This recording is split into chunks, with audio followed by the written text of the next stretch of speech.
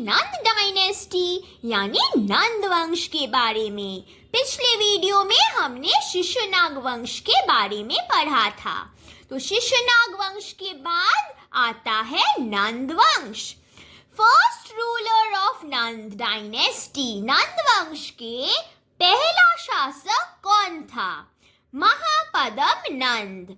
ये नाम आपको याद रखना है। कौन सा वंश का पहला शासक कौन है और आखिरी शासक कौन है, ये बहुत इंपॉर्टेंट है एग्जाम पॉइंट ऑफ व्यू से।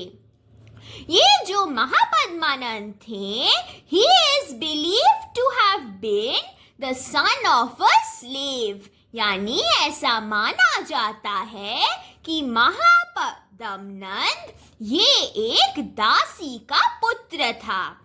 The first ruler to conquer Kalinga, ये जो कलिंगा है जिसे हम अशोक के साथ जुड़ते हैं, ये जो कलिंगा जगह है, यहाँ के प्रथम कॉन्करर यानी प्रथम जीतने वाला कौन था? महापद्म नंद थे, जो नंद डायनेस्टी के प्रथम रूलर, प्रथम शासक थे। और ये हमें कहाँ से पता चलता है? इसका सबूत हमें कहाँ से मिला है?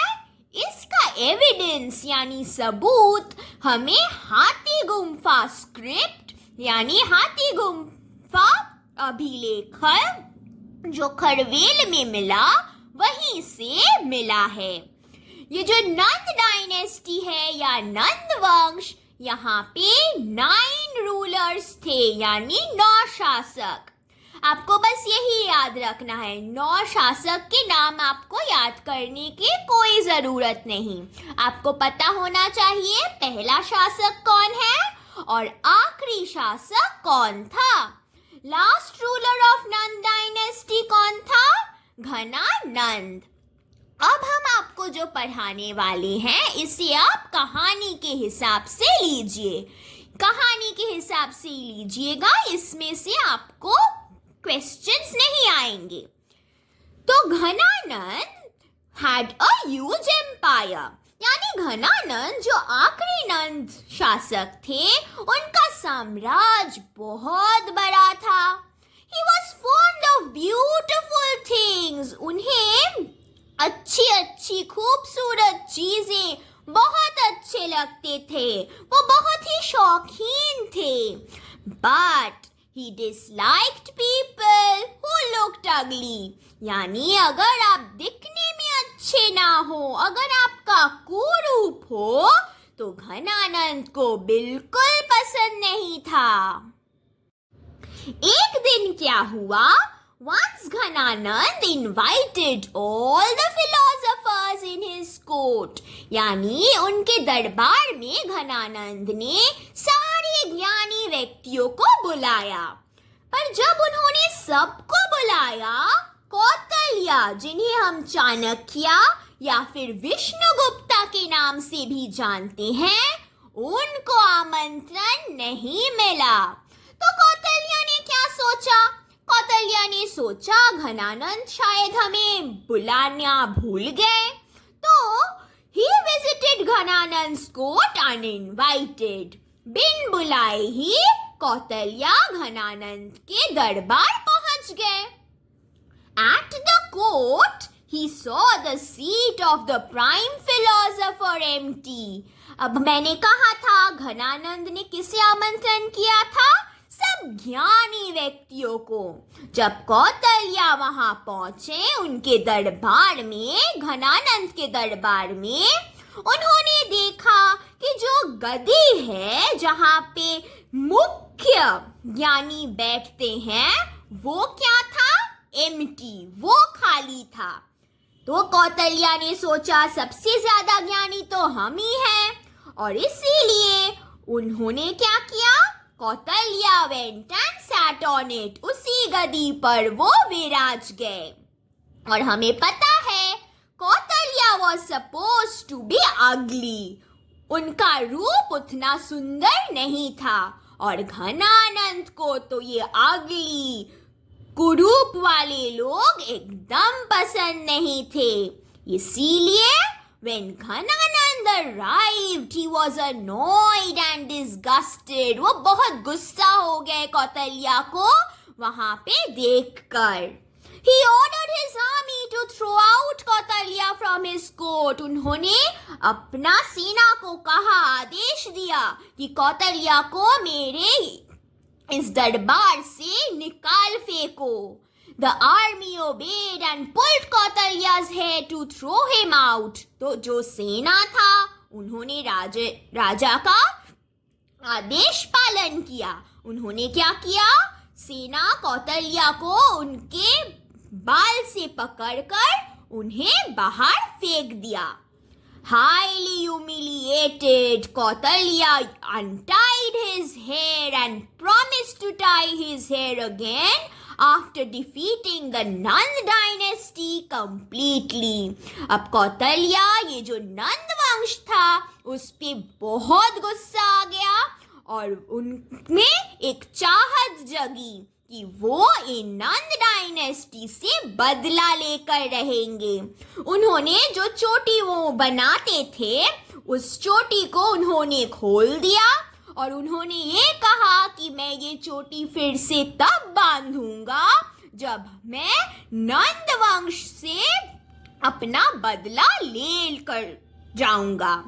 फिर जब वो लौट रहे थे, यानी घनानंद के घर से जब खुद के घर लौट रहे थे, on the way he saw a man putting buttermilk under a babul tree. जब लौट रहे थे उन्होंने एक आदमी को देखा और वो आदमी क्या कर रहा था? एक बबूल वृक्ष के नीचे बटर मिल्क यानी दूध का जो छाछ होता है वो दे रहा था।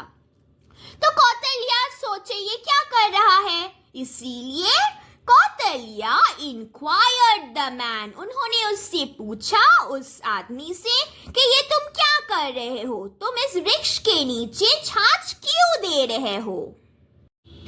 फिर उस आदमी ने कौतल्या को बताया कि वो वहां से हमेशा गुजरते थे and he had been injured by its thorns, यानी उस बबूल वृक्ष के जो कांटे थे उससे वो घायल होते थे, इसीलिए उन्हें बदला चाहिए था।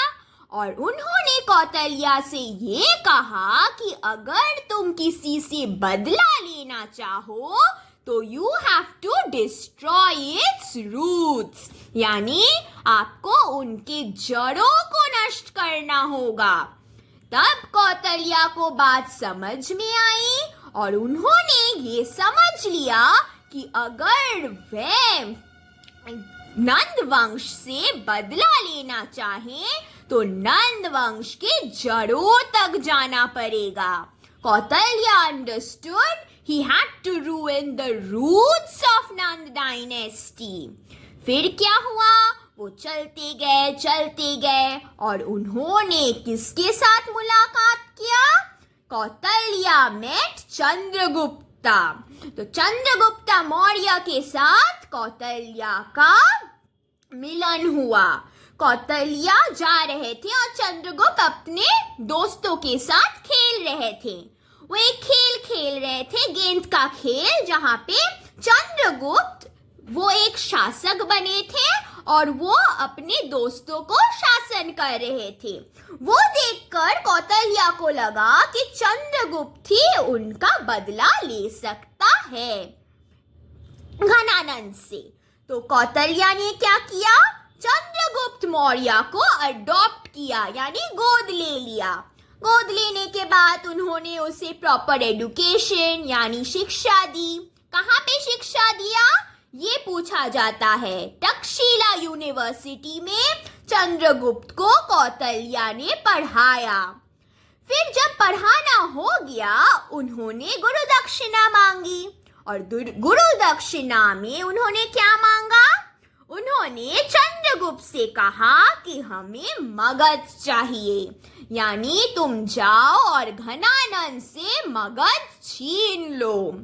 चंद्रगुप्त मौर्य अटैक्ड घनानंद। अपने गुरु के शिष्य होकर उन्होंने क्या किया, घनानंद पर आक्रमण कर दिया। पर जब पहला आक्रमण हुआ, चंद्रगुप्त वॉज डिफीटेड, चंद्रगुप्त हार गए और घनानंद जीत गए। उसी रात जिस दिन चंद्रगुप्त हार गए, वो रात में घूम रहे थे। जब वो घूम रहे थे, उन्होंने देखा कि एक बूढ़ी औरत क्या कर रही थी, वॉज मेकिंग पुडिंग, यानी वो महिला खीर बना रही थी अपने बेटे के लिए, एक छोटे से लड़के के लिए। और वो लड़का वो बहुत खुश था कि खीर बनाया जा रहा है, और उसने उस गरम खीर को खा लिया और उसका जीभ जल गया। तब उस बूढ़ी औरत ने उस बच्चे से क्या कहा, बूढ़ी औरत ने बच्चे से कहा कि तुम चंद्रगुप्त के जैसे मत करो। तुम्हें क्या करना चाहिए, तुम जब कुछ गरम खा रहे हो, तुम्हें उसे किनारों से खाना चाहिए, बीच में से नहीं, बीच में वो बहुत गरम होता है। तो खाने को तुम्हें किनारों से खाने से तुम्हारी जीभ नहीं जलेगी। ये बात चंद्रगुप्त ने सुन लिया, and Chandragupta realized he had to win Ghananand's neighboring areas to defeat him.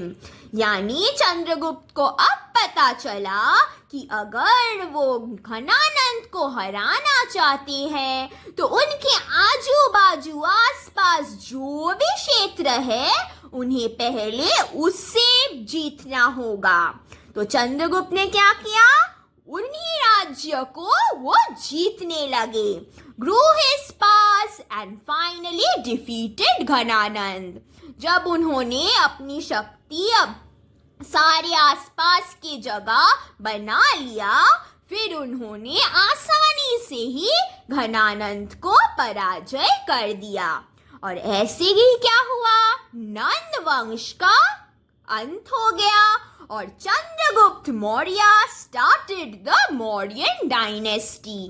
नंद वंश खत्म हो गया और चंद्रगुप्त मौर्य ने अपना मौर्य वंश शुरू कर दिया। तो ये कहानी की तरह आपको याद रखना है, ये पता करने के लिए कि चंद्रगुप्त मौर्य सिंहासन पर कैसे आए।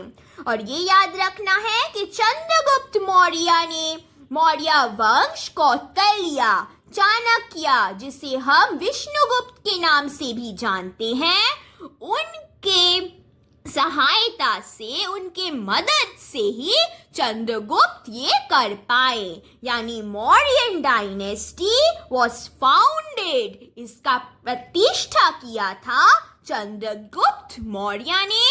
किसे हराकर, घनानंद को हराकर। और फिर जो मगध है वो किसका बन गया, चंद्रगुप्त मौर्य का बन गया। तो यहाँ तक ही हम पढ़ेंगे आज। अगले वीडियो में हम मौर्यन डायनेस्टी के बारे में विस्तार में पढ़ेंगे। तब तक के लिए टाटा।